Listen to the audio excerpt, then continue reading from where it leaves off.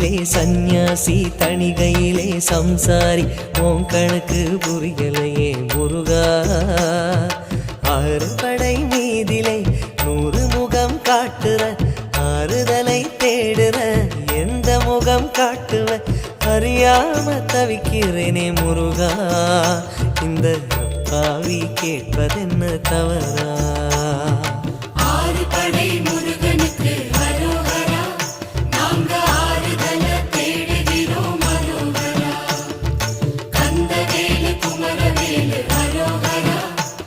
உன கண்டு வந்தா நிம்மதிதான் அரோகரா பழனியிலே சந்நியாசி தணிகையிலே சம்சாரி உன் கணக்கு புரியலையே முருகா உன் கணக்கு புரியலையே முருகா